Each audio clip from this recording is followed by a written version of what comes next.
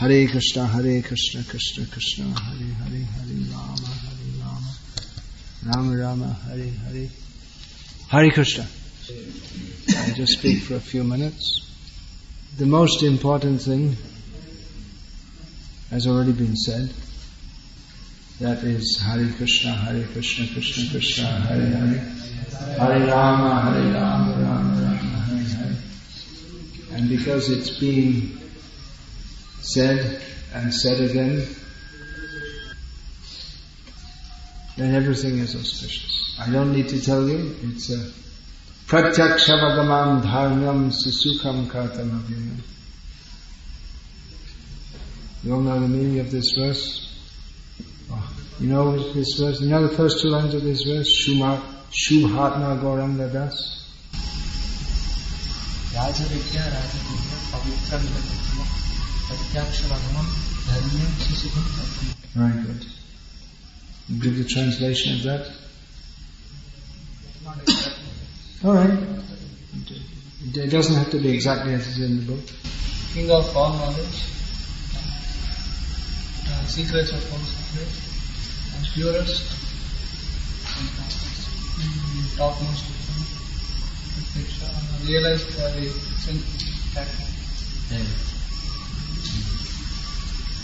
direct perception. We have some idea. Is practically realized by direct perception, and it is everlasting and joyfully performed. Avyayam, Srila Prabhupada translated here as everlasting. It literally means not diminishing. Not diminishing. Vyaya means, it's often used to mean expenditure. So avyaya means it's not diminishing, doesn't become less. In Chaitanya Mahaprabhu said a similar thing. What is that? Alright, it's just the opposite of diminishing, it's increasing. Anandam vidhi vardhanam. The ocean of pleasure is increasing.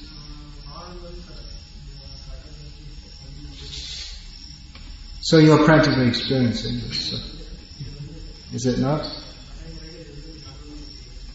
Prabhupada Das just came from Vrindavan. Did you find Krishna in Vrindavan?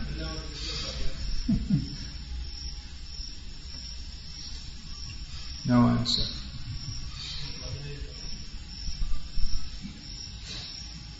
I've heard it said that Srila Prabhupada said that you won't find Krishna loitering in Loi Bazaar.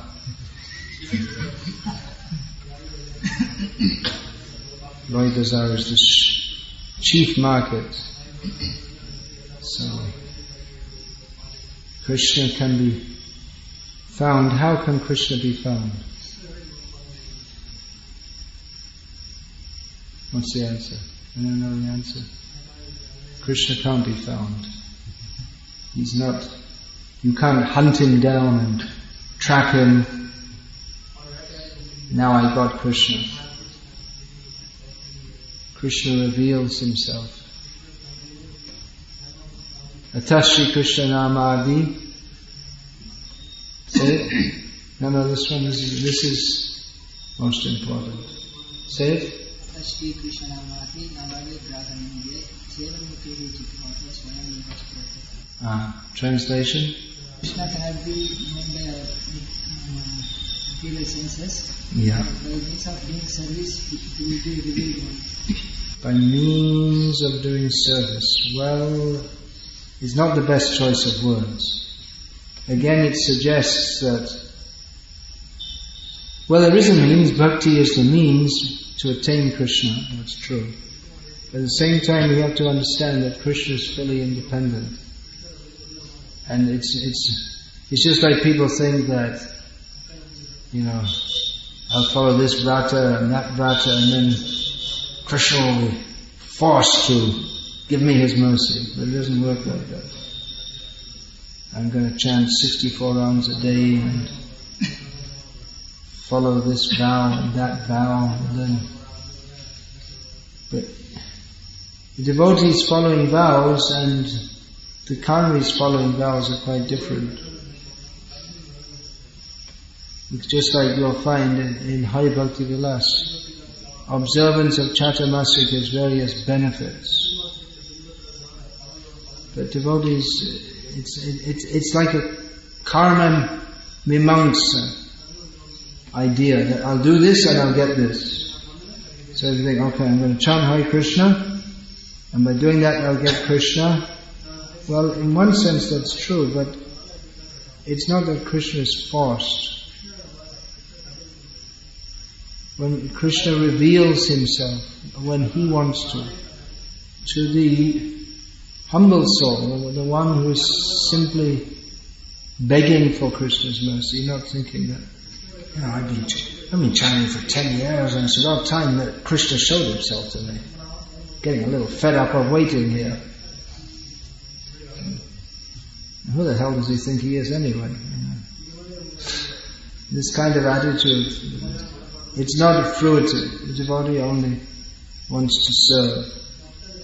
And Krishna may or may not reveal himself. With such an attitude, when there is such an attitude, practically Krishna is already revealed to him.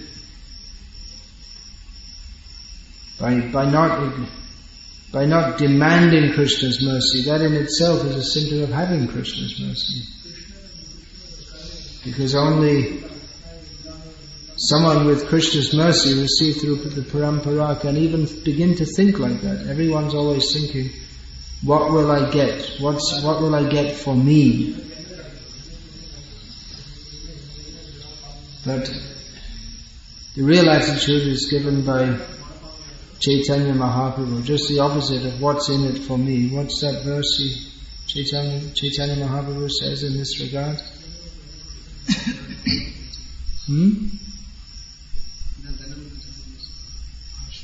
Yeah, you got it. Ashlishava.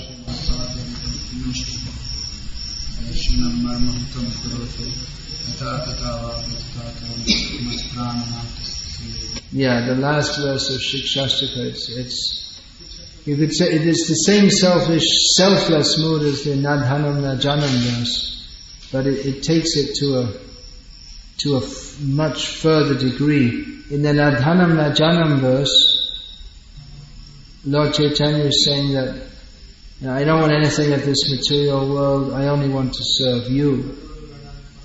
And the ultimate limit of such an attitude, of one who is far beyond even dreaming of Dhanam, Janam and Sundari. If one says na Dhanam, na Janam and na Sundarim, that means thinking about it still, but no, I don't want it. But still thinking about it. Dhanam, Janam, Sundarim, no, I don't want that. But in the Ashlishava verse, it's gone far beyond even thinking of what's in it for me. And to the extent that, well, if Krishna becomes happy by making me unhappy, alright, okay, fine, I'm ready. Whatever. He can do whatever he likes, and he's my worshipful Lord without any condition. So, generally, the idea is there, and Krishna is all attractive, so we're attracted to his beauty, his qualities. But Chaitanya Mahaprabhu, in the mood of Radharani, is praying. Radharani sometimes sees Krishna as being just the way he behaves is just horrible. That's Radharani's outlook. That's why we don't discuss it very much, because it's very difficult from our perspective to understand this. But she says that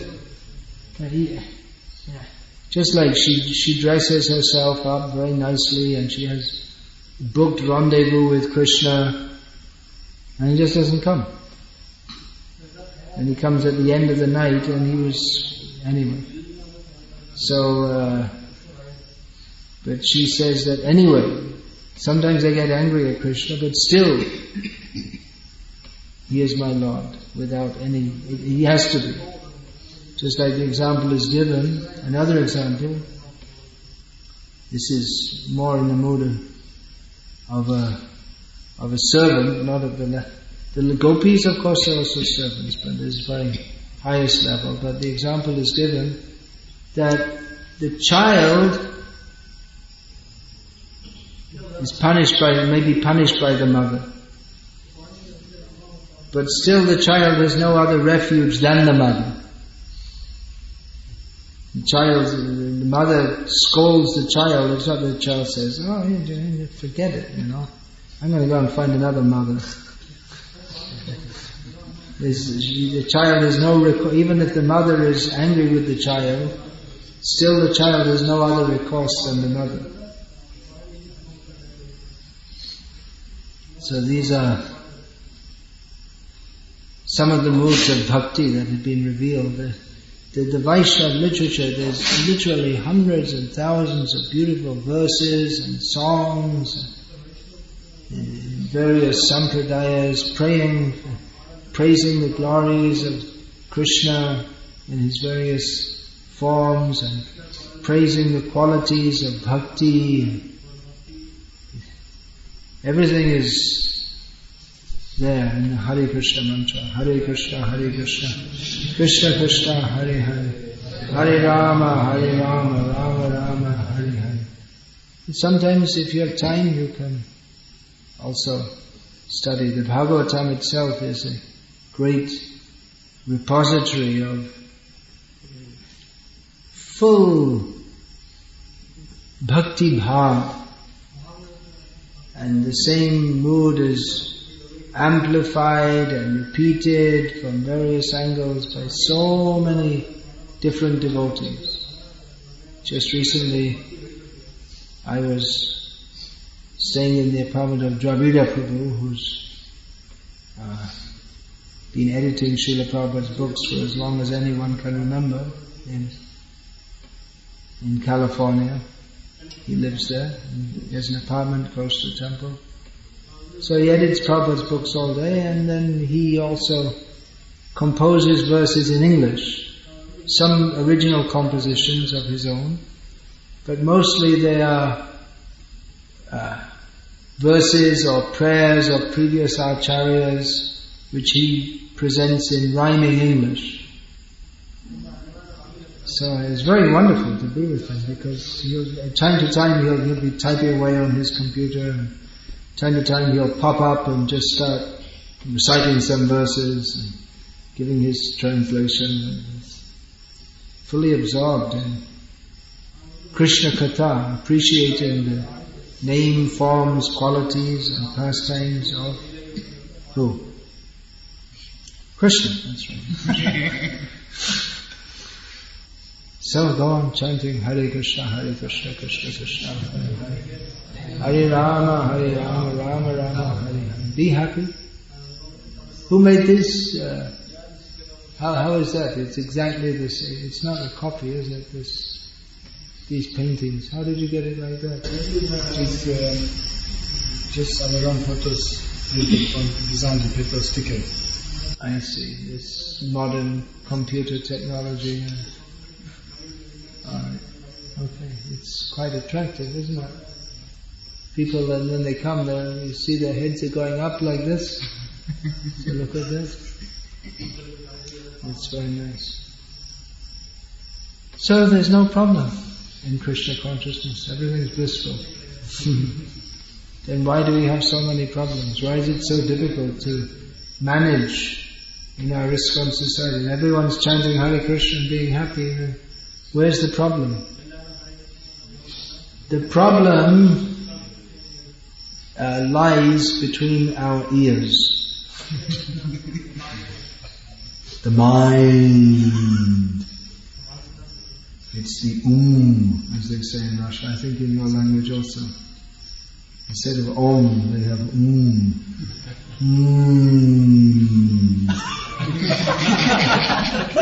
In English, sometimes if we're wondering, we say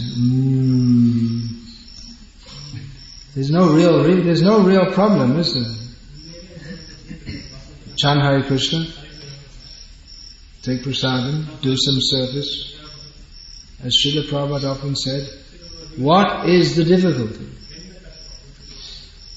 Think about it, well, there is no difficulty. But it's called Manoratham, the chariot of the mind. We're running on the chariot. Manovyasanga, the attachments of the mind. The mind is flickering, going here and there. Accept sankalpa, because I like this, I don't like that. We've been having some discussion about the simple living and high thinking farm communities. Well, that's the whole point, simple living and high thinking. But it seems that for some people to even accept that principle is very difficult. And they want to retain some measure of non-simple living. But then complex thinking. High thinking means simple thinking also. Simple means simply understanding. There is Krishna, I am His servant, I have to serve Krishna. Everything in this world is meant for serving Krishna. I'm meant for serving Krishna. Maya means the tendency not to serve Krishna. So it's actually very simple. And that simple understanding is fostered by a simple lifestyle. Once we start to bring in all the modern life, one word which summarizes the whole ethos of modern life is complexity. Everything is unnecessarily complex. As Srila Prabhupada often pointed out, if you want, in a big city, if you want something, you have to drive like 30 miles in a big city in America. You might have to drive 30 miles just to get some. People, they go shopping, they drive like 30, 40 miles for shopping.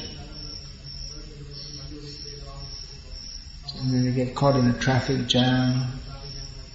And so many they have to buy the petrol to go there. Everything's unnecessarily complex. There's no need of shops, actually. In simple village society, no need of shops. A weekly bazaar is enough. That's all. For outside, otherwise everything's produced at home, and some things you can get at the weekly. Some things, the weekly bazaar, maybe some utensils or bangles which are for ladies, things like that. So, otherwise there's no need for shops. So, the problem of going to the shop is solved by not having a shop. No need to go anywhere. Just cultivate going to Krishna. You can practically see that.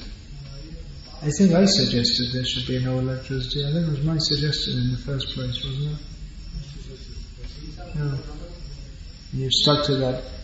I thought that if there's no electricity, then just like I saw when I was traveling in the villages in Bangladesh in the 1980s, there is just a normal thing that in many Hindu villages, after sundown, people chant Hare Krishna. What else are you going to do? It's too early to sleep. And it's their culture to chant Hare Krishna. And they don't have TVs. So that's what they do. So that's what I thought. If you don't have electricity, then in the evening you'll chant Hare Krishna. And that's what you do. And that's what we're all supposed to be doing. in the Hare Krishna movement. And it makes a difference, doesn't it? Everything is surcharged with anandam buddhi, vardhanam, with ananda, with an ever-increasing ocean of bliss. So go on. Chant Hare Krishna. No need of complex life. It becomes complex as we preach in this complex world, and there's so many, it's just the nature of this world. Everyone is crazy to a greater or lesser extent, and as Kali Yuga progresses, the word progress here is not, doesn't mean improving, it just means increasing its force. Then we find generation by generation people are becoming more and more messed up. So it becomes very difficult for them even to live with other people. We find more and more that people in the Western world, they don't get married and they don't have any real relationship with anyone throughout their whole life. In Scandinavia, in Finland, they have the city in Helsinki, the capital city, is full of small apartments. They're made for one person to live in. And people, they work, they come back, and they don't have anyone. They don't live with anyone. Maybe a dog, but mostly not dogs either. They at work they have friends, and then they have friends, but nothing very serious or deep or like that. They live their whole life just alone. And they feel, oh, it's okay. No one bothers me, I don't bother them. Miserable, huh? Just what the companies want them to be, just working units, that's all. They do some work. And if we can replace them with robots, so much the better. So, come alive in Krishna consciousness. Chanting Hare Krishna and living real lives. Real life means to interact with others. Raso vai saha. The supreme truth, Krishna, is rasa. So rasa, Krishna is not living on his own. The idea of the Mayavadis, they'll just become liberated, and they won't have any. Their idea of perfection is not to have any relationship with anyone. Because the absolute truth is the deepest relationship. They got it so wrong. Their idea of spiritual life, they got it so wrong. Mayavadis also chant Hare Krishna. It's become popular in America. Kirtana, you have concerts. 10,000 people pay to attend. Some of our devotees, they also, because they're good singers, and they became part of that Kirtan culture. But recently a book was brought out by Satyaraj about this, but I don't recommend that book. It just presents Kirtan as there's all these Mayavadis, and then devotees say something, and then Mayavadis say something. There's no clear understanding that Kirtan. Well, in the first person, who's a famous Kirtanian, it's, they have these yoga studios all over America, so Kirtan has become popular through yoga, and it's all this Mayavad stuff. So the first person interviewed says, well, when I think of Krishna, I don't think of any person, a blue boy or anything like that. It's just some ideal. It's completely Mayavad. So, bogus. That kirtan is useless. Therefore hearing, along with chanting, hearing must go on. Understand who is Krishna. What is this Hare Krishna mantra? What are we doing? It's not just a sound that's pleasing. See, these Kirtaniyas, they're popular. Why are they popular? They must have some potency.